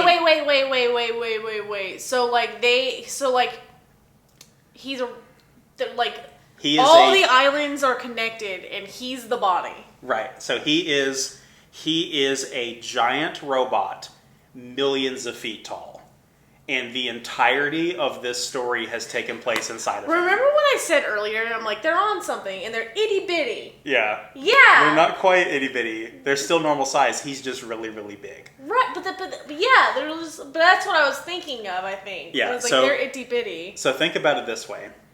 So how do they're like in the middle and then he just opens his eyes and goes, "Sup, motherfuckers." How does that work? How do they know? Not quite. So all of the locations we visited have been inside of his body. Like Metro Nui is underground, so it's inside of his body. So it's basically his brain. It's inside of his head. So the core of the place is his is his heart, like where 2008 was taking place was either in his heart or his stomach, like one of those places. Probably his heart. That makes sense because that's going to be like the core of him. Most of the locations in the Matoran universe are inside weird interconnected spheres inside of his body. The only places that are actually on the surface was the original island from year 1 through 3, the Matanui Island, and then Voya Nui, which they plummeted back into the sea, so it's back attached to him now. So they've been detached from him. Yeah. So this entire time. So here's what actually happened. Here's what Matanui actually is. A giant robot. He is a giant robot. He is a giant robot built by the great beings, like literal gods of this universe, and he was built to explore the galaxy and collect information on intelligent life. But there was also a war that broke out like millions of years ago, and the Earth-like planet that existed in this storyline is like a barren desert kind of thing, and it has 2 moons. One is forest and one is ocean. So it's like the life has been like separated from this massive planet kind of thing. And so he's a giant robot that is exploring the cosmos, and the Matoran were made to perform upkeep on him, to maintain him. That was their jobs in Metro Nui, and they had no idea. Every single component of this story, from the Matoran to the Toa to Makuta, has all been... Matorans are the ones that were we've been fighting the whole time, right? No, the little villagers. They're so they're the little guys. And the Toa are... The Makuta are like a virus, and the Toa are like antibodies. And the reason why this metaphor came up was, I think, from what I heard, it was one of the writers was trying to fight like a brain tumor. And he was like taking medication and everything, and he said, what if inside every capsule was a tiny hero fighting to save my body from within? Oh my god, that's cute! Yeah, and it's so creative! The entire thing down to the name is a metaphor for a body. Because even though the name Bionicle, it's Biochronicle. It's all been a metaphor for a body the entire time. That's amazing. And one of the things that the Toa had to do to prepare for the reawakening of Matanui was they had to reawaken these things again. Because what these things were trying to do was clean off the island on top to get ready for him to reawaken. Because when he wakes up, his head breaks through the island and just destroys it. So they were trying to clean off all the villages and all the bullshit up there, and the villagers were just in the way. So now that all the villagers have returned to Metro Nui underneath, there's even a moment...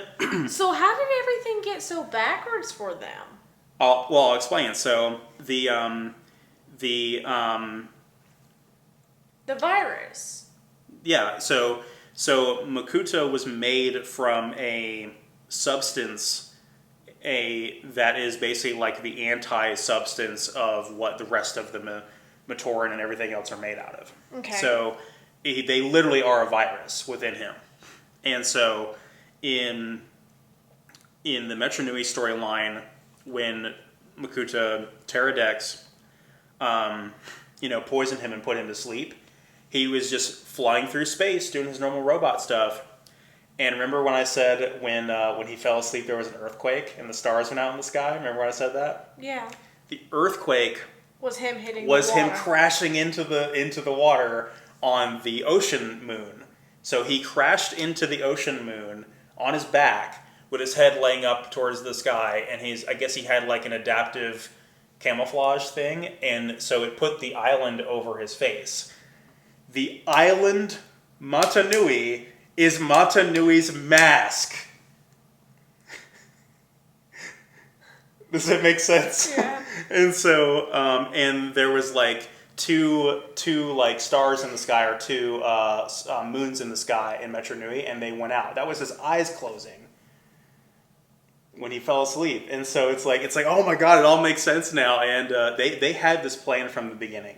They had all this plan from the beginning because in the original Motunui online game, where you play as little Takua before he becomes this guy. Yeah. There's a moment where you go visit the Earth tribe, and they're digging underground as they do, and they said, we've hit a layer we can't break through. Whatever this stuff is made out of, it's impenetrable, because they've dug all the way down, and they're like literally on his face. And so what happens is they wake up Motunui, and the great robot stands up. And it is this unfathomable Wait, is there like size. a picture of it? Yeah, I'll show you shortly. But imagine you're an ant looking up at a human being is what this looks like. It is. See, I was onto something with the itty bitty thing. Yeah. I was so onto something with the itty bitty So thing. does that make sense now? Yeah, like the entire so thing those is are like him. all basically his joints and Yeah. shit. And the Metronui is his brain. So yeah, that's what it looked like when it stood up. Oh my fucking god! I'm admiring. Hang on. What the fuck? He's so cool looking. Yeah. This blew my fucking mind when this happened. But are you ready for the next part? Does he fight another one? Not quite. So Is there a big giant robot fight? So the next plot twist is that the bad guy wins. So the Motunui, the great spirit robot, stands up, right? Yeah. And then his eyes turn red. And oh no! Is he possessed? yeah. So and then the Mask of Life, which has Motunui's actual consciousness in it, goes shooting out of him and into the stars. And Makuta Pterodex, the main villain, is in control of the body. And in the skies of Metronui, you see the shape of his like mask of shadow in the sky, and he's like, "I won, bitches! All y'all." Wait, how? So when he was possessing that robot guy, and those brief moments where the Great Spirit died, he was like, later bitches, and ditched that body and went to Metronui and waited until they resurrected him so that he could sneak in there. And so he snuck in, and that's how the comics ended. The comics ended with the bad guy winning, and I was like, what the fuck? I am so mad because that's not the end, is it? No, it's not the end. But I knew that there was not going to be a form of media in which I could consume that actual ending. So I was pissed. I was like, man, you're telling me after all this we get a bad end when everything was set up so perfectly for this climactic finish?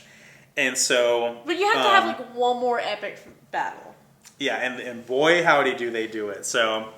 That makes sense. I appreciate this writing. I appreciate it. So you got one more dramatic. So the life guy just goes yeet, and he's gone. So now, he didn't really yeet himself. Yeah. So now Motunui is inside the Mask of Life and got yeeted off the planet. He's gone. He's in the stars, and he crash lands on the desert planet, the main planet, and he's like, well, this sucks, and he makes himself a body, and now he's walking around in like a Toa body as Motunui, incarnated as a real person, walking around, and person. Yeah, person, and it's really cool because he gets to finally have some agency instead of being asleep the entire story, and it's very much this like, you know, Jesus incarnated kind of thing where he's incredibly humble and is incredibly benevolent, but he's also a fish out of water because now he's on another planet with another civilization that doesn't know him from a hole in the ground and has no respect for his, they don't see him, they don't worship him as a god, they just think, oh, he's just some guy. So he has to kind of earn his way back and try to figure out how he's going to save the population of organisms that lived inside his body and how he's going to take it back over and accomplish his mission. And that's where we get the fourth movie, which I watched on YouTube. I've never owned it. I don't remember what this one was even called, but it is about Motunui getting along with a tribe called the Glatorians, I think is what they're called on this other planet. Okay. Turns out they're the same species as the great beings are, and so they know a little bit about what's going on. Like, oh yeah, you're a giant robot, whatever. Like they know the context of the true lore of what's going on here. They're not living in a bubble of having lived inside his body the whole time. They know the true story because they're completely removed from the ecosystem that was his body. And so he helps them out. He gets in some fights and everything, and he sees that the shelter that they are living in is pieces of a prototype great robot like what he was. And so he's like, I got a big favor to ask you guys. He's like, I need to steal your houses and your places you live in and rebuild this robot and go fight myself. And they're like, why would we let you do that? He's like, so I can give you a place to live. Because his whole his mission as a robot was to reunite the ocean and the forest to the desert planet and make it a habitable planet again. And so he's like, I'll do that for you. I'll accomplish my mission if you just if you give me this one chance to take what you have and go fight myself. And so, so he does. So they agree to help him. They allow him to reconstruct the prototype great robot. And so he puts his consciousness inside of that. And so he's like, all right, this thing's a rusty bucket of bolts, but I'm going to do my best to fight my normal body, my pristine normal body that's like several times taller that will not get, it's a bit taller than, they're like up to here to each other kind of thing. And meanwhile, Pterodex has completely taken over on the inside of his body. And so the Rakshi, these guys from year 3 that are his spawn, he can basically just make infinite of them now. And they're all gold and really powerful. And so he has like a horde of those, and all of the Toa and the Matorans are just trying to stay alive at this point. And so a couple of key players, including him and the original Toa Fire,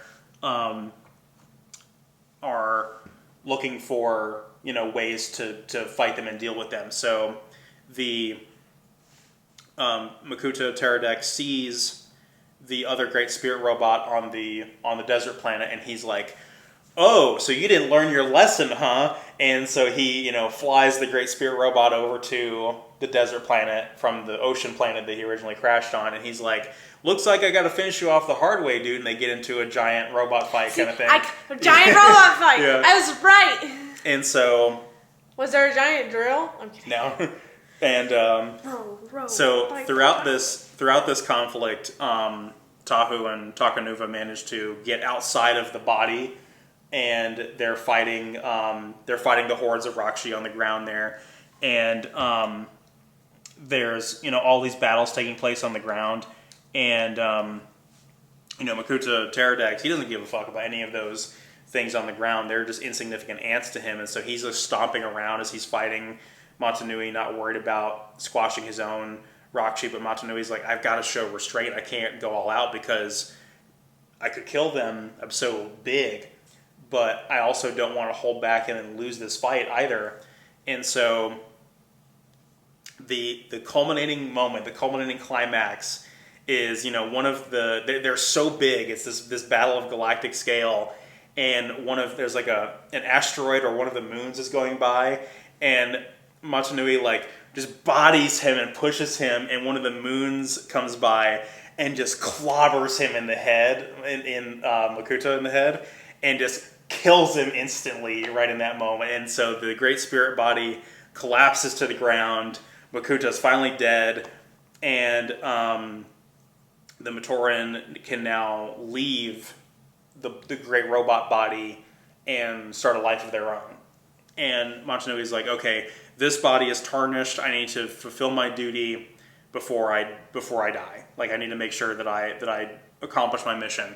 So he uses what power is left in the great robot to take the forest moon and the ocean moon and reunite it with the desert planet, and he recreates a Earth-like planet that's actually habitable to live on, and then he's like, that's all I got, and just falls to the ground and eventually dies. And so after all that is said and done, the both of the great robots are wrecked. Motunui accomplished his mission, and now there's this beautiful, lush, and habitable planet for all these creatures to inhabit. So all the Matoran, all the Toa, even the Glatorians that he met on the planet can all live happily ever after and start their new lives. Wow. And that is basically it. There's been some post-lore stuff that they've tried to come up with. I want to see the fight. And there's a narrated version of it. The guy that does the voice of Motunui in the movie does a narration of the final battle. I'll see if I can find it. And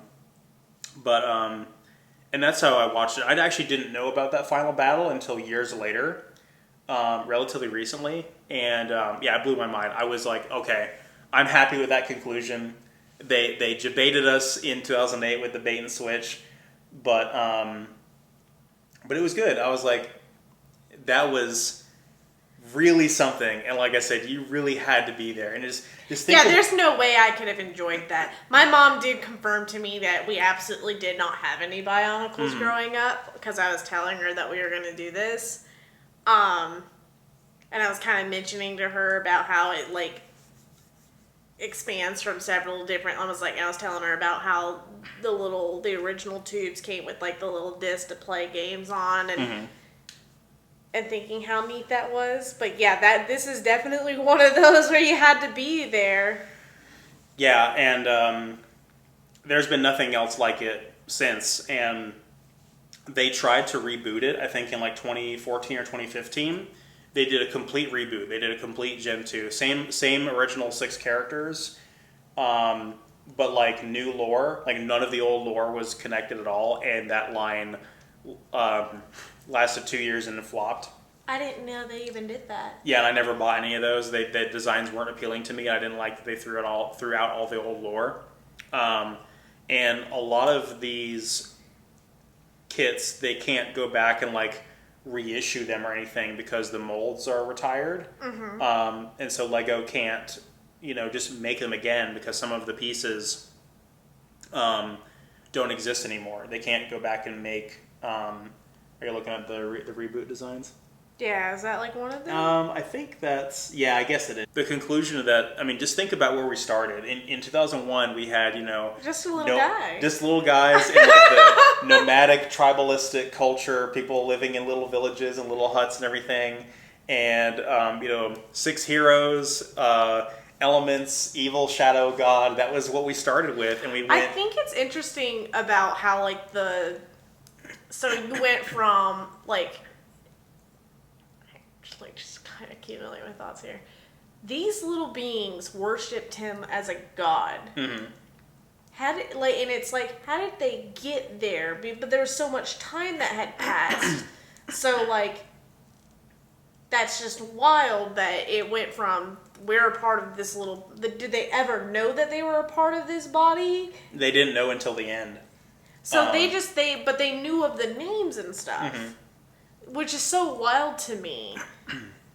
Well, they didn't know that they were part of a larger creation. Again, they thought that Motunui was a god. Right. They didn't think there could be anything greater than that. But yeah, Motunui was just part of some other creation that's greater than him. Like there's even greater beings out there that made him, kind of thing. Yeah, I just think that's really interesting that these little guys, because they're little guys in comparison to him, we're like, oh yeah, we're gonna have this whole culture of things that we are supposed to do, but we're not gonna actually know what the fuck our main purpose is. Yeah. Until the very end. Like they had no concept that these like the villains were even like something.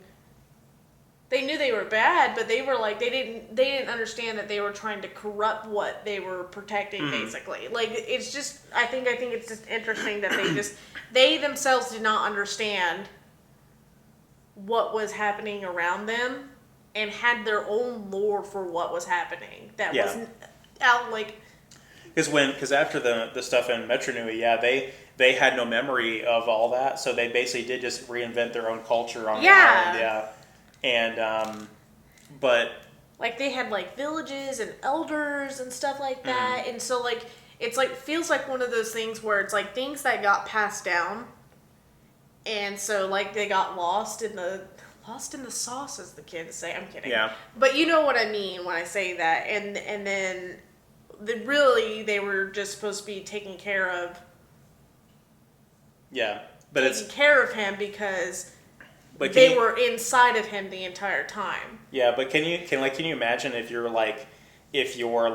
blood cells had consciousness and agency and everything, and then mine would hate me. And then the idea of finding out that all they are is blood cells and that they're not individual being, they weren't meant to be individual beings with consciousness and with independent thought. Like it would be earth shattering to even like think about it that way. It's like wild. Yeah. So they had no idea like what, and to your point as well about the villains, it's like with the Makuta, it's like they are part of the same ecosystem that everybody else is. And did they understand what was going on? They had to know that.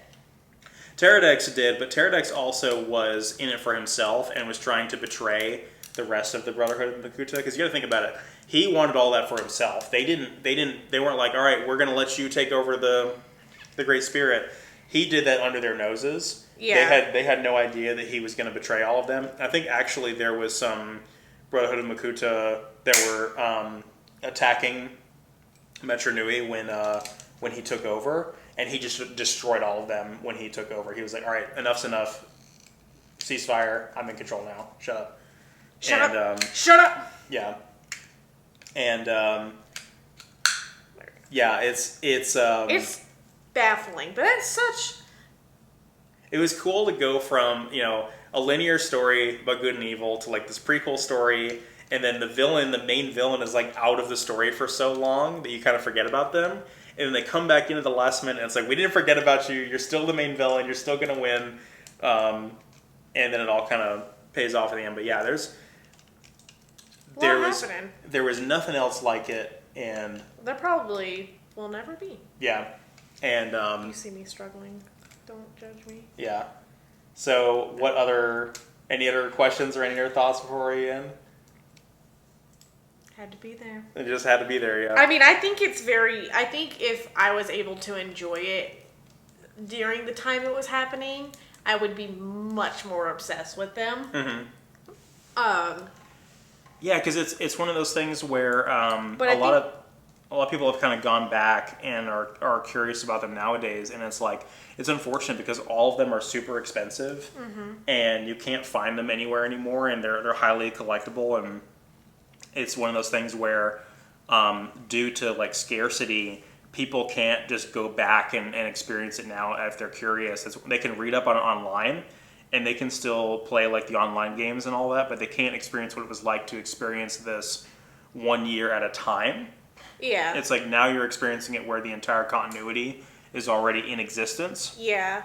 As opposed to 1 year at a time. And I think part of it was that for like little me, I wasn't really into building things. Mm-hmm. Like Legos were okay. Like I liked freehanding Legos, but if John, my brother, really wanted to, like if he was younger, this would have caught his attention. Yeah. I think wholeheartedly this would have caught his attention if he knew.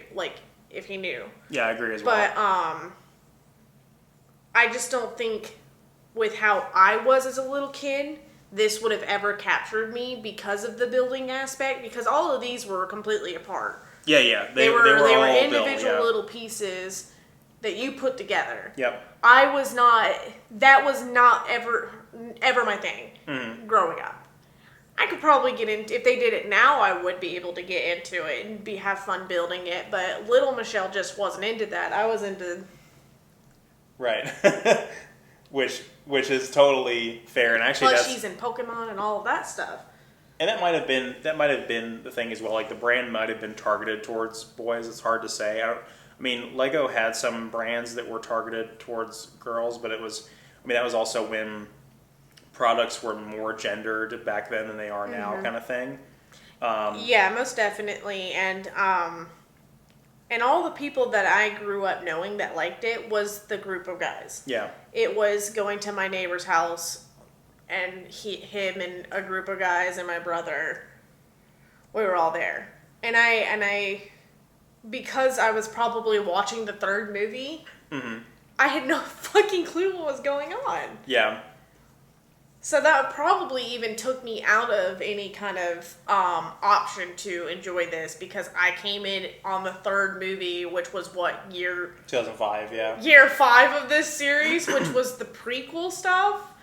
Even if you watched any of the movies without any prior context, you'd be lost as well, because they're all, again, they all use so much jargon and terminology. They do an okay job of standing on their own.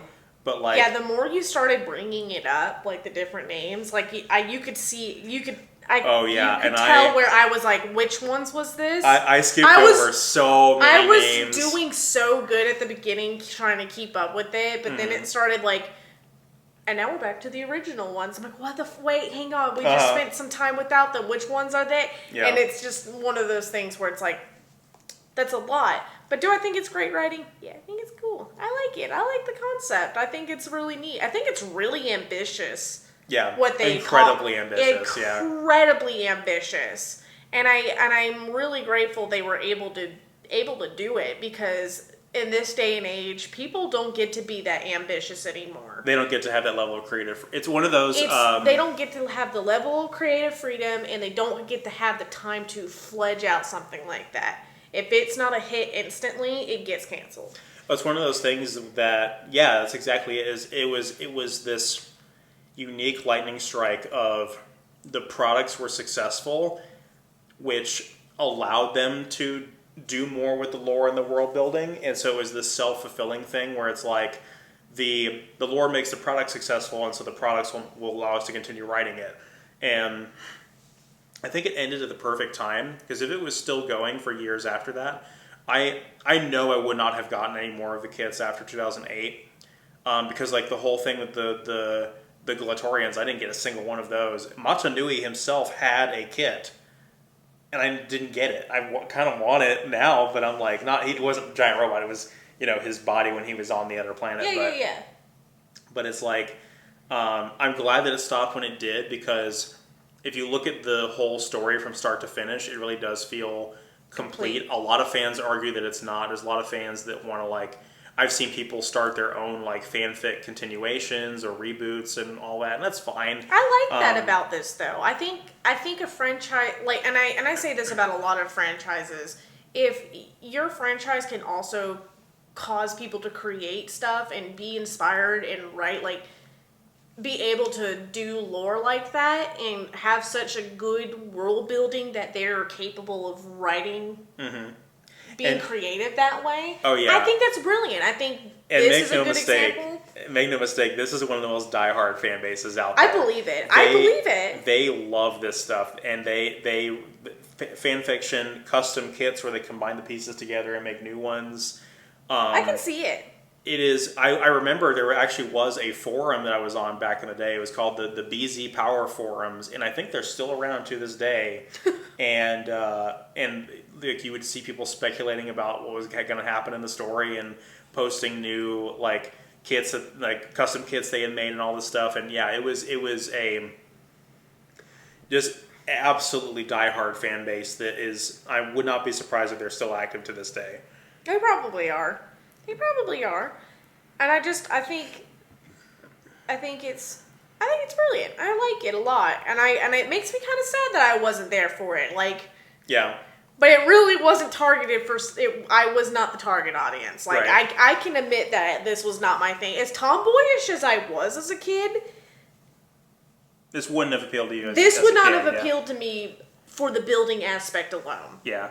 And you had to be able to build these things for you to get all of everything. Right. And that's fine.